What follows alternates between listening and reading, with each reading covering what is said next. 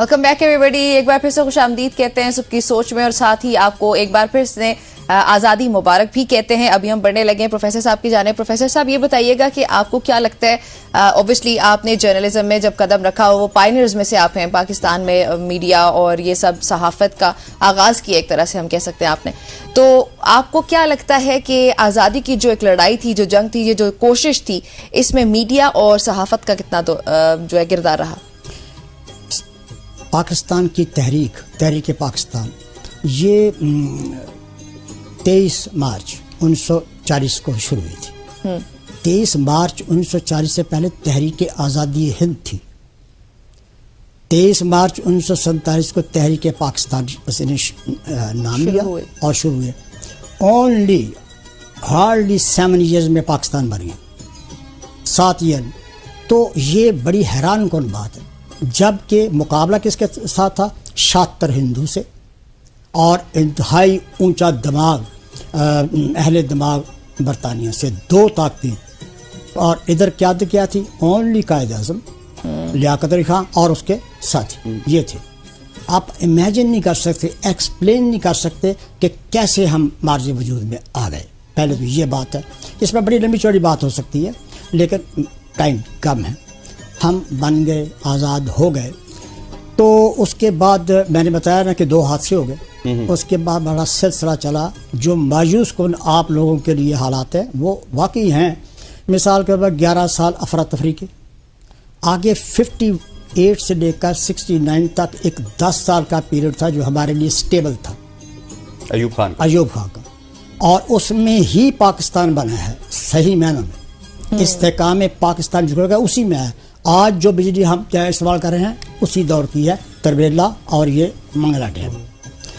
एक बात। दूसरा, सियासत में इस्तेकाम, मईशत में इस्तेकाम, सनती तरक्की हुई, कारखाने लगे और ज़राअत ने तरक्की की, और हमने 2 बड़ी ताकतों को कर्जे दिए उस दौर में। जी। और पहला हमारा 5 साल इकनॉमिक प्लान बना, पाकिस्तान ने बनाया।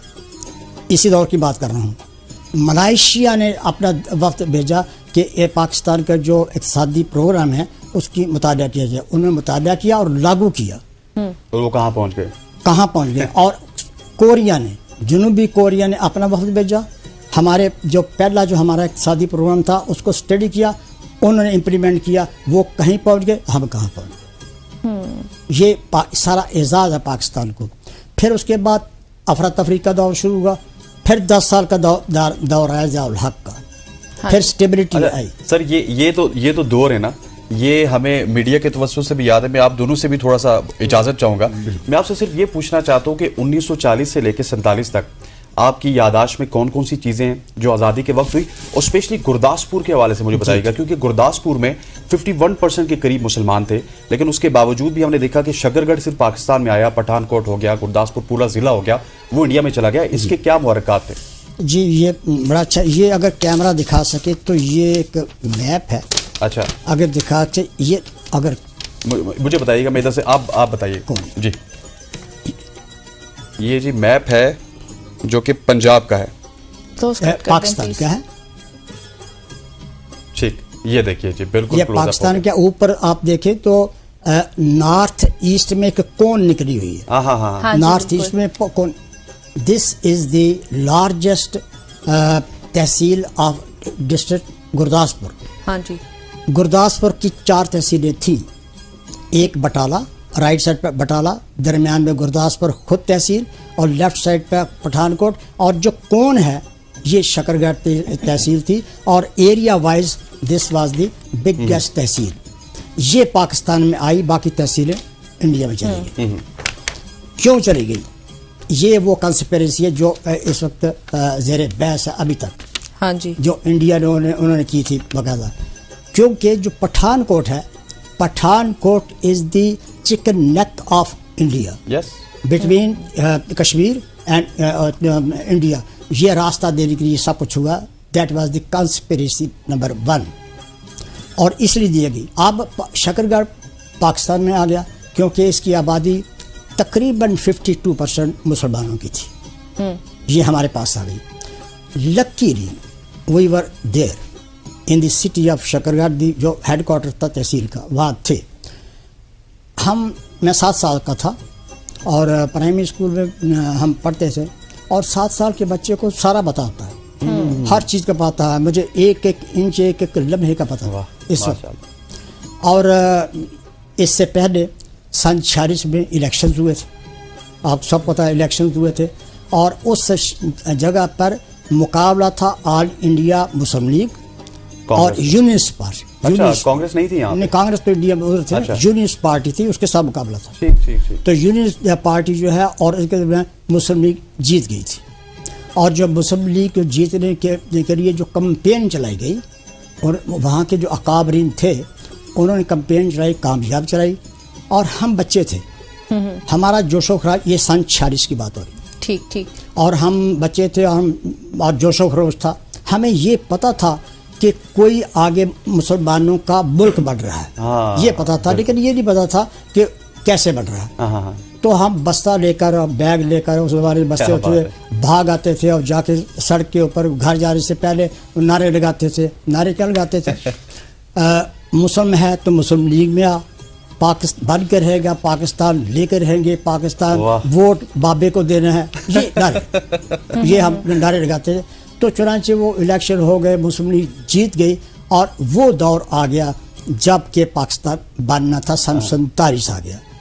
सन 47 जब आया तो उसके बाद हालात ख़राब हो गए, ठीक, हालात ख़राब हो गए और अफरा तफरी हो गई इंतकाल आबादी की वजह से। सही, इंतकाल आबादी होने से उसकी वजह से हालात ख़राब हुए। इधर से हिंदुओं ने उधर जाना था, मुसलमानों ने इधर आना था, ठीक, इसकी वजह से टेंशन हो गई। वो जो बुर्दबारी और मोहब्बत की फ़ज़ा थी वो दुश्मनी और कत्ल व गारत में बदल गई। ठीक, और दूसरे जो महाज है, दूसरे सरहद के दूसरे इलाके हैं, वहाँ तो मैं नहीं कह सकता कि क्या हुआ, लेकिन मैं आपको आंखों देखा हाल सुनाता हूँ कि इंतकाल आबादी कैसे हुआ शकरगढ़ में, और तकरीब कैसे थी वो मैं आपको बता देता हूँ। I was I witness. ठीक,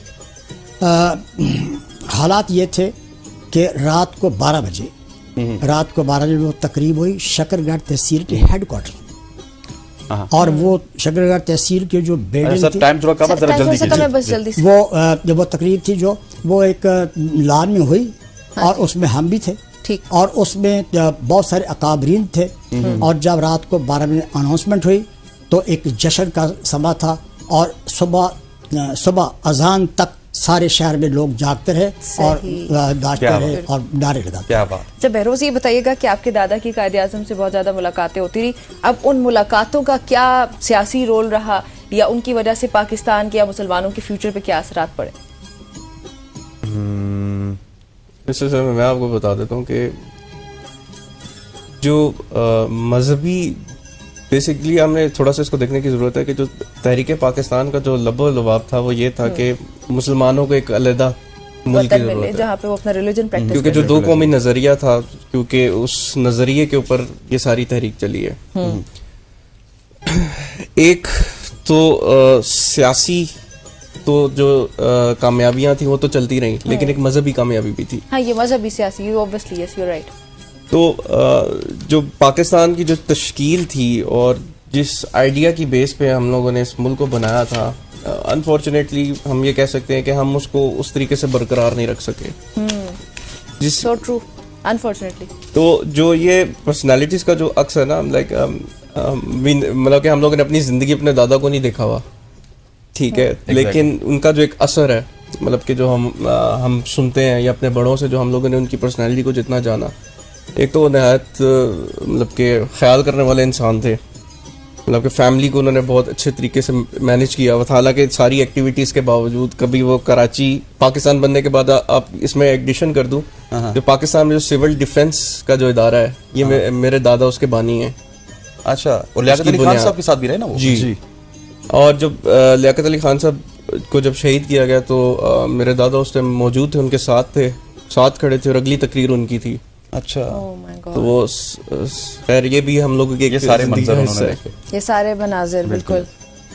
ठीक। अच्छा, मलिक साहब की अगर बात की जाए तो उनकी कुछ इसके अलावा भी यादें आपके पास मौजूद? बिल्कुल, हमारे पास पड़ी हैं। अच्छा।